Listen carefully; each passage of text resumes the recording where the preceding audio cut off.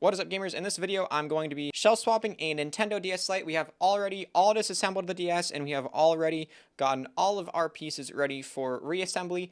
This is our motherboard. I have modded it to have custom power LEDs. So my customer ordered a shell swap service for him and his friend. But the fun thing for this shell swap is he told me to do whatever I want. I can just be as creative, just go ham with whatever I thought would be cool. So I am doing just that. You guys will see what this shell is as I build it and as it comes along, but I'm super excited for it. I think it'll look pretty cool, and there's one specific touch about this DS Lite that is just next level. Hopefully, it will be. So let's just get on with assembly here, since like I said, I have all of our parts all ready to go. Now, their DS had yellowish screens. So these screens that I'm using are different screens than his DS's screens because he didn't want any yellow tint, but these screens might have a tiny bit of a yellow tint too. It'll probably be really hard to see, but if they do, then I will be able to get rid of the yellow tint by just letting the system sit on white screens for a couple days on max brightness, and then that should take care of any and all of the yellowing. So I'll not charge him for the dual screen swap because his screens in the first place were already pretty white. Let's get our speaker rings in place here.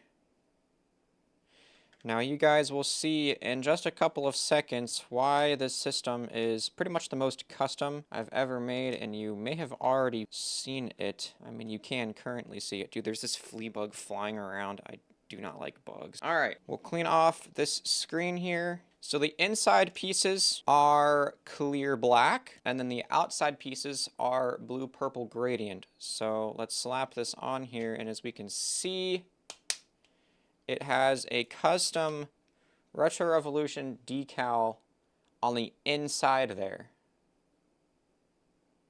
So we'll see how he likes that. It's not the cleanest looking, like you can kind of see just little bubbles where it didn't totally meet, even though it is 100% stuck down. So if he doesn't like that, then I'll just peel it up, but I think it's kind of cool. I just realized I put it on upside down. I meant for it to be like right side up when the DS is opened, if someone is looking at the DS while it's open.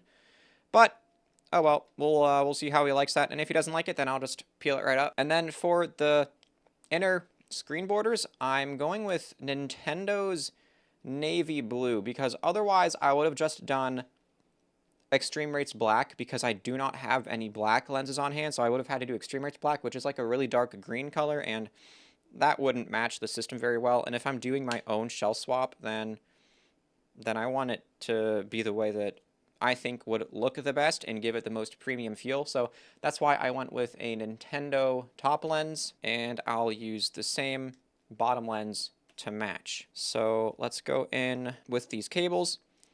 Now this is technically a 4-in-1 shell swap because of these Nintendo borders. That's one shell, and then the clear black and the blue and purple gradient extreme rate shells, those are 2 and 3. And then you'll see the fourth one is just extra buttons. This top screen does not. Okay, there we go. We got buttons that are different from these shells. Let's get our hinge.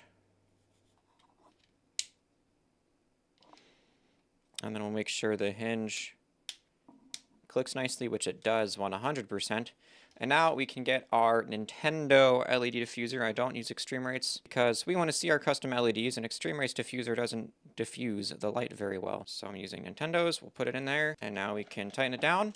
Now let's get these cables where they should be. So this black one up there, and then this white one in its tracks here. Okay, so now the buttons that I'm using are extreme rate ocean blue. So these buttons come with their clear blue shell, and I like these more than the clear blue gradient buttons because the clear blue gradient buttons, they are more of a light blue, and I really like the deep ocean blue color that these buttons have, and I feel like the contrast against the clear black shell will be a lot better with these than with those lighter blue glossy gradient blue shell buttons. So now for the button membranes, I'm going to use Extreme Rates ABXY and their start and select, and then I will use our factory Nintendo D-pad that's sitting right there. I already cleaned it all up, so it's all ready to go. And now we are ready to go in with our motherboard.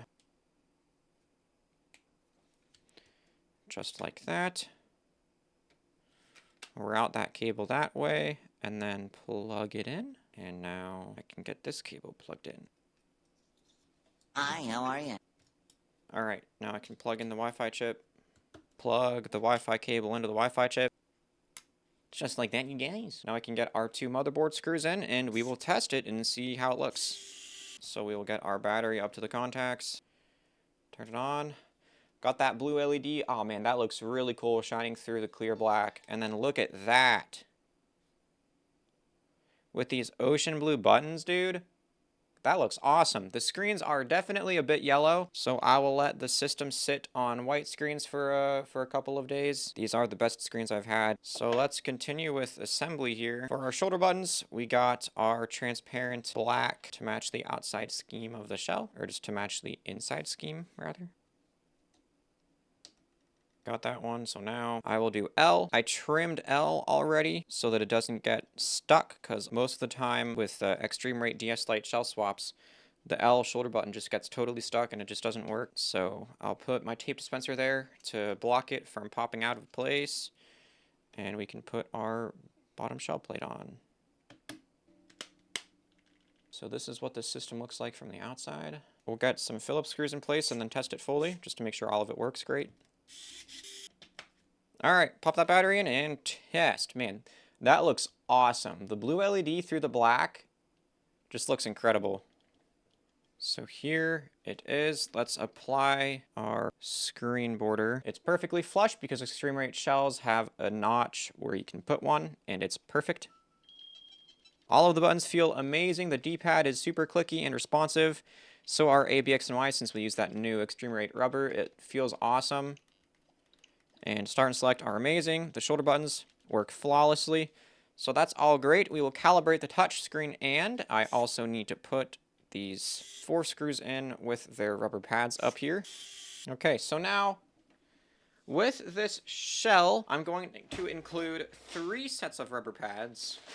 One being the clear black, one being the deep ocean blue, and then another one being the transparent purple, so that my customer will be able to change them to his liking however he likes. For the inside of the shell, I'm going to go with the deep blue because it matches the buttons and the screen borders, but then the purple would of course match the outside of the shell and the top of the shell and the bottom of the shell, and then the low power LED because I modded the low power LED to be purple, so it would match that. But I just feel like going blue all around for now, and then including these extra ones if you would ever like to swap it in the future. Going blue instead of purple right now just gives it a more uniform look in my opinion. I hope he likes it. So this customer is the one that I made the Great Wave shell swap with the light blue power LED and with the chrome buttons. So this is the same guy. So I wanted to switch it up. I could have done like a solid white or a solid black shell with something, but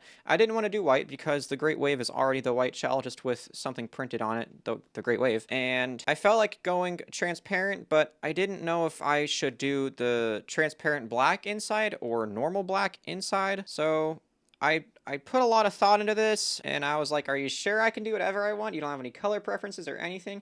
The only thing he didn't want was no glow-in-the-dark pieces, which is totally understandable. So absolutely nothing glow-in-the-dark here.